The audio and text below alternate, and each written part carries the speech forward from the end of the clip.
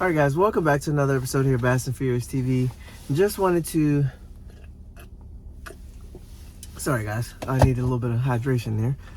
Just wanted to kind of get a video out to you guys in regards to the Redcrest, because I know coming up very quickly is going to be the Bassmaster Open. So I want to make sure I get something out about the Redcrest. Just kind of my 2 cents, what I thought, what I saw, you know, how it kind of played out. So I'll kind of get right into it, guys. First of all, I've made a suggestion in the past on my live streams. If you're not following me on like TikTok and Instagram, all that good stuff, be sure to head over and check that out too. Instagram, Bass and Furious, TikTok, Bass and Furious. I've suggested a couple times, guys, I want to see like a top 20 from Bass and a top 20 versus me at MLF. I don't know what that was.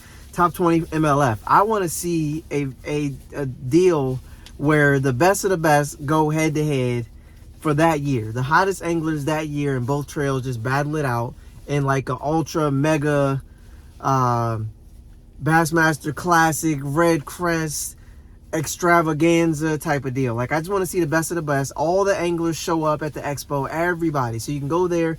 You don't have to worry about seeing Jason Christie but missing Mark Daniels. You get to see Kevin Van Dam but you miss Rick Clunn. Like, one where you see everybody all in one spot because everybody decides to play nice, and we can have that in one place. Just want to put that out there first. But for today's video in particular to the Redcrest, couple questions that I had, right? So a couple things that I looked at when I looked at the Redcrest.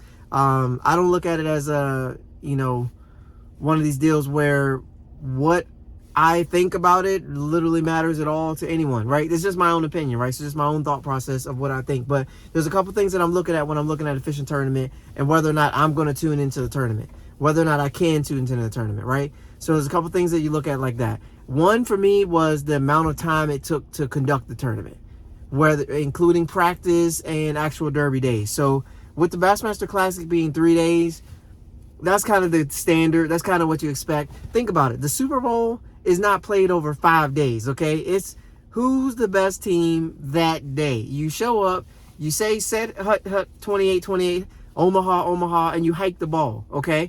And then the ball's in the air and for a long pass, and that day it's over, okay? There's commercials, there's advertisements, everything's run on that one day. Everybody sits on their couch that one day and they all watch, or they stand up and they yell around, they go to their favorite bar, whatever the case may be.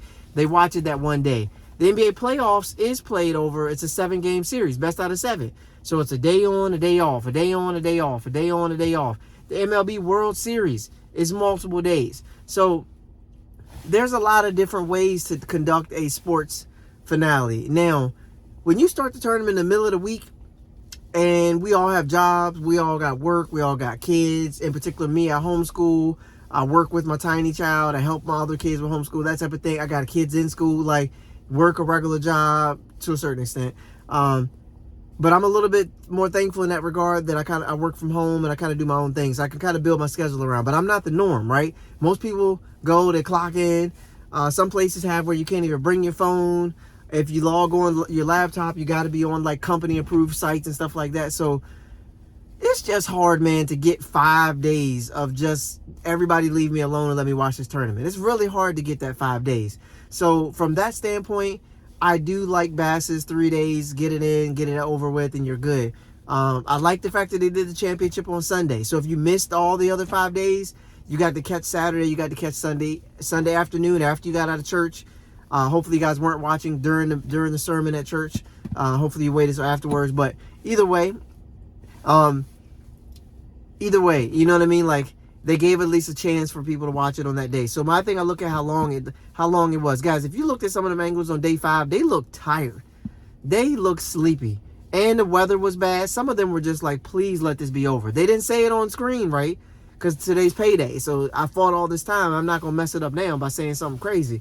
But they look tired, guys. 5 days of fishing. How many days of practice?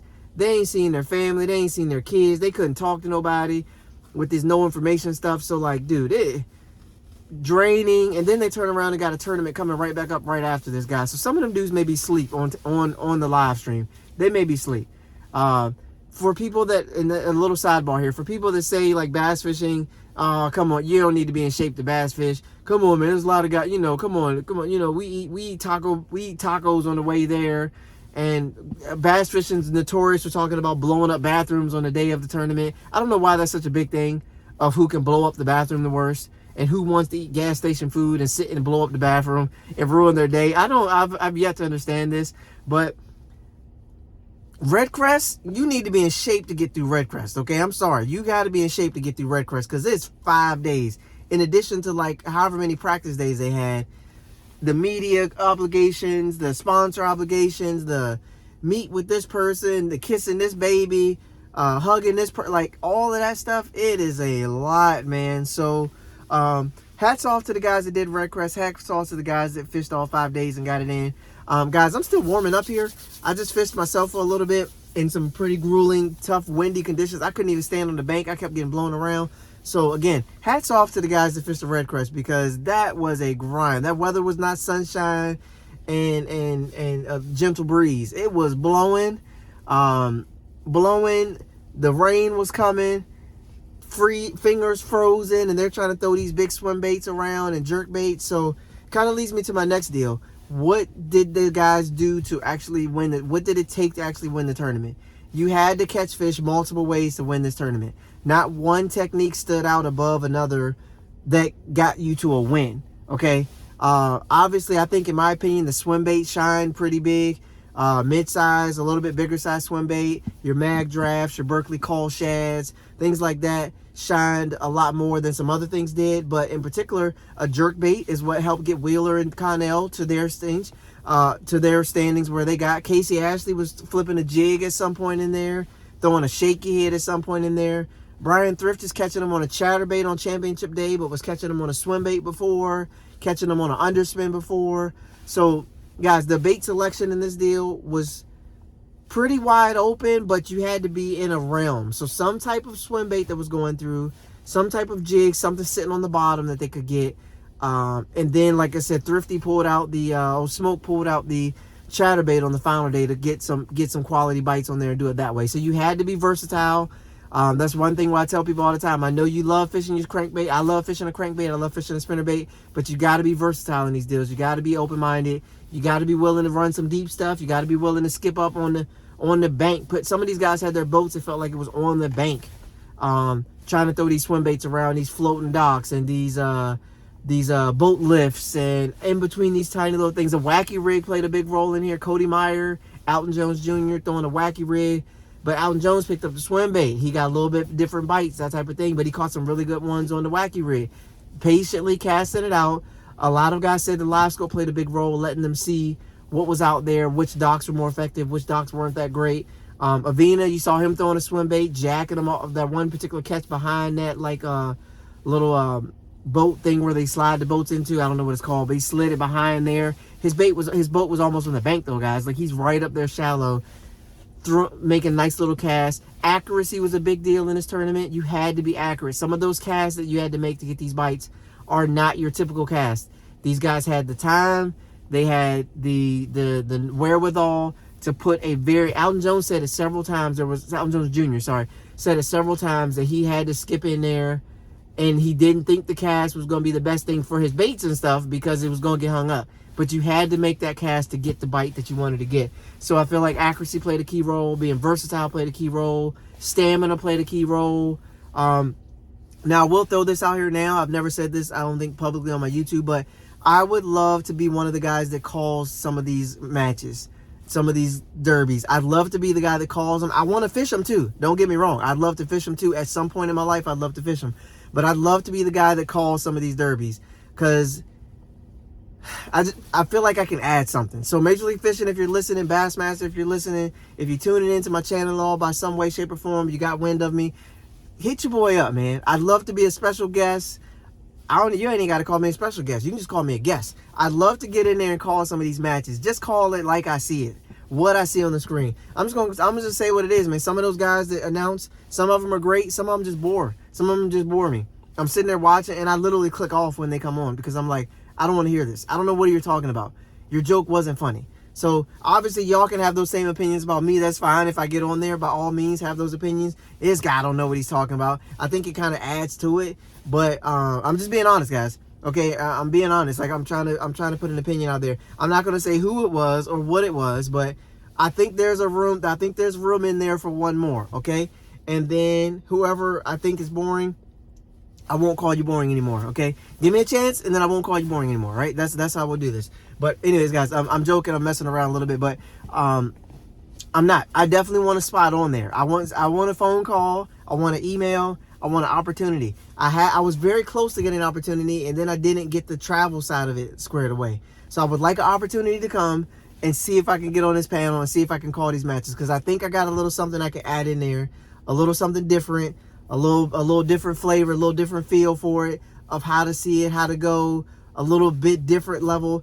It's like when y'all watch Peyton and Peyton, or you watch the Mannings or different things like that, them getting excited about seeing something really happen, or them telling a really like behind the scenes back joke that nobody really like, those are the things that kind of make it where it is. Like sometimes these guys, like just the way they're calling the thing, like I feel like we need like one more perspective in there. They tried it at first, it didn't work, and then you never saw the special perspective at all again. But I feel like they need a little bit more on that side of it. Just something where because a lot of these announcer guys, they kind of put it to where you already think you have a winner, and I never think there's a winner. I guess that's in my brain. I never think there's a winner. Somebody could swing the rod and catch a 7. Somebody caught a 6. It's doable. So let's not crown Thrift before it's time to crown Thrift. Let's crown them when it's time to crown them. But some of my favorite Major League Fishing moments are, like, take Chris Lane, for example, the guy that just won the last tournament. Not knowing he won. The whole time they're hyping up this one guy. And then, pow, right? Like, right in there, he jacks one, and then the whole derby switches around. Not good for Mark Davis. Phenomenal for TV. But, anyways, that's another sidebar. But for Redcrest, I did notice some people at the expo. I thought that was good. A lot of people came and check it out. I know some people personally that went down there to check it out. They had a great time. I thought that was really cool. The coverage was really cool. The angles, let's talk about that. That's one of the big key things in this deal. So I hope you guys are still watching. If you haven't, you tuned off, that's fine. Come on back. The angles. Did y'all see them with the bed fishing angles? With the drone and the coverage, showing him pitching at the fish and then yanking it and then pitching at and yanking. Like, the angles they pulled out for Redcrest was like, okay, this is some coverage now. This is some cover. Incorporate some different things to make us feel like we're there. I feel like that's how the experience always should be. I should feel like I'm right there with them. In the tournament, I should feel like I'm with them. When you're in their boat, I should be right there with them. And I thought the angle coverage was phenomenal. That's what I'd be excited to cover, that kind of stuff. Like, oh, here we go. Like, just setting it up. Like I said, the guys on the screen are funny. Again, I'm not knocking anybody. I was just telling a joke, guys. I don't know if it may have been received that well. I was telling a joke. But I would like the opportunity to give that a try, though, in some capacity. I don't really care what the capacity is. Maybe not on screen, maybe behind this, whatever. I don't really care. I'd like to be there doing that. I think that would be fun. As I try to navigate this fishing journey I have, people take different paths, and I'm trying to navigate mine right now. I see what I like doing. I like talking. I like commentating. I like being a part of. I like bringing excitement. I like bringing energy. I like bringing positivity. So I feel like there's an avenue for me in there. But either way, I enjoyed it. I thought Redcrest was pretty good. Actually really good. I thought Redcrest was really good. I know some people don't like it, but I really liked it. I wish people would kind of move forward from the we don't like, I can't believe it. I like the 5-fish format instead of the catch all a bunch of fish. I like the 5-fish. If it was catch every fish, I would have enjoyed it too. I don't really care what format they do. I just like fishing. I like watching fishing. I enjoy people setting the hook. So that's what I like. But anyways, that's my 2 cents on Redcrest. I hope you guys enjoy. I'm sitting in the parking lot talking to you guys. I was about to be fishing, but the wind almost blew me off the bank, and that's unfortunate. So I've got a new rod and reel that I've filmed a video with. You guys will see this video soon. It's a Gerald Swindle Meta Series rod and reel. I was out there throwing this bad boy around, making a few casts with it, seeing how it could work. And just now I just got it hung up in something, but it's okay.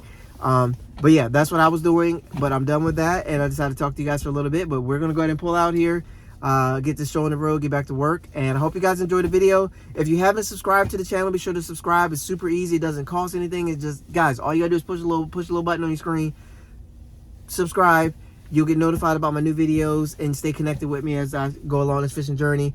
My first tournament of the year is coming up here very soon. Next one's going to come right after that, and right after that's going to be Bassmaster Open. So keep rocking with me. We're going to be having some fun this year. I appreciate you guys. As always, my Bass and Furious friends, thank you. I'll catch you guys on the next one. Peace. I'm out.